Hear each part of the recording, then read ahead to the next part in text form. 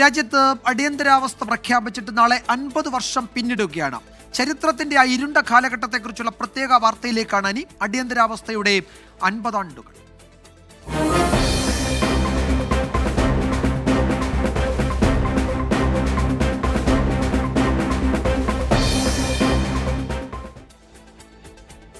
സ്വാതന്ത്ര്യാനന്തര ഇന്ത്യ കണ്ട ഏറ്റവും വലിയ ജനാധിപത്യ വിരുദ്ധ നടപടിയായിരുന്നു അടിയന്തരാവസ്ഥ.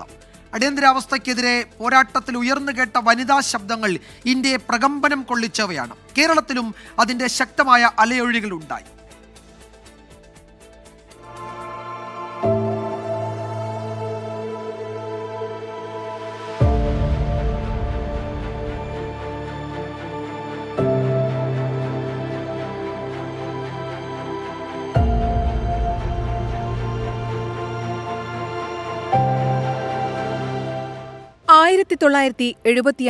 ജൂൺ 25 രാജ്യമെങ്ങും അടിയന്തരാവസ്ഥയുടെ ഇടിമുഴക്കം മുഴങ്ങി. ചരിത്രത്തിന്റെ ആ ഇരുണ്ട കാലഘട്ടത്തെ അത്ര നിഷ്കളങ്കമായി ഒരിക്കലും വായിക്കാനുമാവില്ല. ഇന്ത്യയെ ഭയം ഭരിച്ച കാലം, പൗരന്റെ എല്ലാ അവകാശങ്ങളെയും ചങ്ങലക്കിട്ട കാലം. അക്കാലത്തെ സ്ത്രീകൾ നടത്തിയ പോരാട്ടത്തിന്റെ പങ്ക് വലുതായിരുന്നു. അടിയന്തരാവസ്ഥാ വിരുദ്ധ സമരത്തിൽ സ്ത്രീകളുടെ ചെറുത്തുനിൽപ്പ് അത്രത്തോളം നിർണായകമായിരുന്നു. അനൌദ്യോഗിക കണക്ക് പ്രകാരം ആ കാലഘട്ടത്തിൽ 500-ന് മേൽ സ്ത്രീകൾ തടങ്കലിലും നിയമവിരുദ്ധ കോൺസെൻട്രേഷൻ ക്യാമ്പുകളിലും പീഡനത്തിന് ഇരകളായിട്ടുണ്ട്. അതിൽ 3 പേരാണ് മന്ദാകിനി നാരായണൻ, CR സുലോചന, M ദേവകിയമ്മ എന്നിവർ. SLC കഴിഞ്ഞ് ആ ജൂണിലാണ് അടിയന്തരാവസ്ഥ പ്രഖ്യാപിക്കുന്നത്. സമകാലീന വിഷയങ്ങളൊക്കെയായി ബന്ധപ്പെട്ടിട്ടുള്ള കുറേ നാടകങ്ങളൊക്കെ വയനാട്ടിൽ തെരുവ് നാടകങ്ങളായിട്ടും അതുപോലെ ചെറിയ ടാക്കീസുകളിലൊക്കെ നാടകങ്ങളൊക്കെ ഉണ്ടായിരുന്നു. അപ്പോൾ ആ നാടകത്തിൽ അഭിനയിച്ചു എന്നുള്ളതാണ് അടിയന്തരാവസ്ഥ പ്രഖ്യാപിച്ച് എന്നെ അറസ്റ്റ് ചെയ്യാനുണ്ടായിട്ടുള്ള കാരണം. ഇന്ത്യയിലാകെ 77 സ്ത്രീകൾ മിസ പ്രകാരം തടവിലാക്കപ്പെട്ടുവെന്നാണ് രേഖകൾ പറയുന്നത്. മിസ, DRI അറസ്റ്റുകൾക്ക് പുറമെ കേരളത്തിലെമ്പാടും 1000-ഓളം സ്ത്രീകൾക്ക് പോലീസ് അതിക്രമങ്ങളിൽ പരുക്കേറ്റു. ദിവസങ്ങളോളം പീഡിപ്പിച്ചു. പലരെയും മർദ്ദിച്ചവശരാക്കി വിട്ടയച്ചു. ഇത്തരം ക്യാമ്പുകളിൽ മർദ്ദനമേറ്റ സ്ത്രീകളിൽ നല്ല പങ്കും നക്സലൈറ്റ് ബന്ധമുള്ളവരോ നക്സലൈറ്റ് പ്രവർത്തകരുടെ ബന്ധുക്കളോ ആയിരുന്നു. ലോകം ഇനി എങ്ങോട്ടാ പോകുന്നത് എന്നുള്ളൊരു ആശങ്കയിലായിരുന്നു ആ സമയത്തൊക്കെ. ടോട്ടൽ എന്താ പറയുക, ഫാഷിസത്തിൻ്റെ അന്തരീക്ഷം.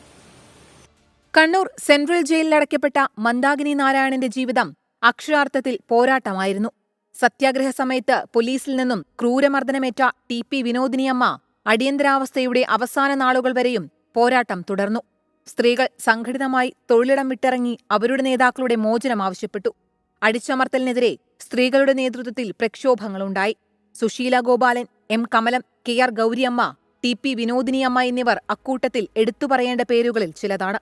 സഭയിൽ അടിയന്തരാവസ്ഥയ്ക്കെതിരെ ഏറ്റവും ശക്തമായി ശബ്ദമുയർത്തിയത് ഒരു സ്ത്രീയാണ്, പെണ്ണമ്മ ജേക്കബ്. അടിയന്തരാവസ്ഥക്കാലത്തും വർത്തമാനകാല രാഷ്ട്രീയവും തമ്മിൽ സാമ്യതകളേറെ. നിരപരാധികളായിട്ടുള്ളവരെ തന്നെയല്ലായിരുന്നു കൊണ്ടുപോയത്. ഒന്നും ഒരു തോക്ക് പോലും ഞാൻ കണ്ടിട്ടില്ല. ഒരാളെ ഉപദ്രവിക്കേണ്ട മാനസിക ഒരു സ്ഥിതി പോലും ഞാനായിട്ടില്ല, പക്വത വന്നിട്ടില്ല. കാരണം SLC കഴിഞ്ഞ് ഒരു മാർച്ചിൽ കഴിഞ്ഞ് ഏപ്രിൽ, മെയ്, ജൂണിലാണ് അടിയന്തരാവസ്ഥ ഇത് ചെയ്യുന്നത്. രാജൻ കേസും, രാജൻ മാത്രമല്ല, രാജൻ്റെ സുഹൃത്തുക്കളായിട്ട് പിടിച്ച കുറേ ആൾക്കാർ ശരീരം മുഴുവൻ ഒന്നിനും കൊള്ളാതെ ജീവിക്കാൻ പറ്റാതെ പലതരത്തിലുള്ള അസുഖങ്ങളും പെട്ടിട്ട് ജീവിക്കുന്ന വ്യക്തികളെ എനിക്കറിയാം. ചരിത്രത്തിന്റെ പക്ഷപാതിത്വം പേറാതെ ഓരോ സ്ത്രീ പോരാളികളെയും ഒപ്പത്തിനൊപ്പം ഓർക്കാം.